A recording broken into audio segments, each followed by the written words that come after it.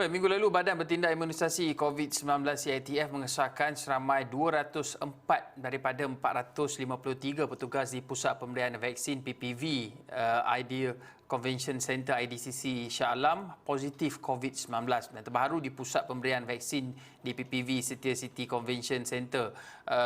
Dan ini sedikit sebanyak menyebabkan berlakunya kekurangan petugas sukarelawan ini yang boleh menjejaskan kelancaran proses vaksinasi dan tindakan segera perlu diambil bagi meredakan tekanan yang mungkin dihadapi oleh PPV ini.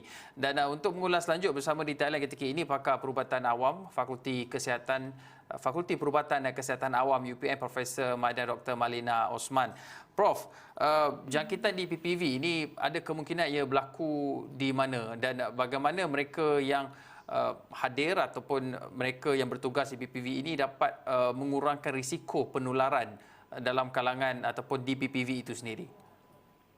Jangkitan di pusat pemberian vaksin ini mungkin berpunca dari dua sumber lah, sama ada di kalangan sukarelawan ataupun di kalangan mereka yang hadir untuk mendapatkan vaksin. Secara umum saya melihat bahawa risiko tu agak tinggi sedikit di kalangan sukarelawan sebab di kalangan mereka ni ada interaksi antara satu sama lain dalam tempoh yang lebih panjang berbanding mereka yang hadir untuk mendapatkan vaksin. Biasanya yang hadir vaksin ni dia sekejap saja, dia datang lepas tu dia balik. Saya berpendapat di kalangan sukarelawan amalan pematuhan SOP perlu diberikan perhatian. Maksudnya pemantauan dari mereka yang mungkin dilantik di kalangan mereka perlu dilakukan. Sebab berdasarkan maklumat yang dipaparkan di media sosial, saya melihat sebahagian mereka ni tidak memberikan perhatian yang serius. Ada di kalangan mereka yang saling membawa potluck dan bila ada potluck tu mungkin akan makan bersama-sama di tempat yang diberikan vaksin ini. Jadi kemungkinan ada ketidakpatuhan SOP di situ. Jadi untuk itu pada pandangan saya di kalangan sukarelawan perlu sentiasa berjaga-jaga. Kita ambil iktibar daripada frontliners kita barisan hadapan di hospital, di klinik. Bagaimana mereka mengamalkan semua langkah-langkah pencegahan bagi mengelakkan dari dijangkiti. Jadi sedemikian juga untuk sukarelawan untuk mengambil langkah yang serupa. Prof, adakah langkah berjaga-jaga yang boleh diambil sukarelawan itu, maksudnya ketika ini kita menyaksikan sukarelawan hanya memakai pelitup muka 2 lapis dan juga face shield ataupun pelindung muka. Adakah mungkin dari sudut SOP-nya atas faktor yang disebutkan oleh Prof tadi, mereka ini bergaul sesama mereka sendiri lebih lama tempohnya daripada waktu PPV mula dibuka sehinggalah PPV ditutup berbanding mereka yang menerima vaksinasi kurang dari 1 jam di PPV. Adakah kita juga perlu melihat kepada pengubahsuaian SOP ataupun meningkatkan SOP keselamatan itu bagi memastikan sukarelawan ini juga boleh dikategorikan sebagai petugas barisan hadapan tidak dijangkiti COVID-19? Saya ingat syarat yang pertama seperti mana yang disyorkan oleh Jabatan Kesihatan Negeri dan juga KKM ialah mereka mesti divaksin terlebih dahulu sebelum dibenarkan untuk bertugas.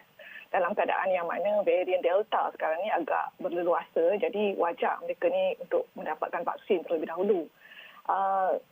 Satu lagi langkah yang boleh dilaksanakan ialah sekiranya ada pendedahan di kalangan mereka, ujian saringan secara bersasar boleh dilakukan untuk mengenal pasti jika terdapat punca-punca jangkitan. Di samping itu juga peringatan dari masa ke semasa perlu diberikan di kalangan sukarelawan-sukarelawan berkenaan bahawa kita tidak boleh sekali-kali mengambil mudah walaupun kita sudah divaksin.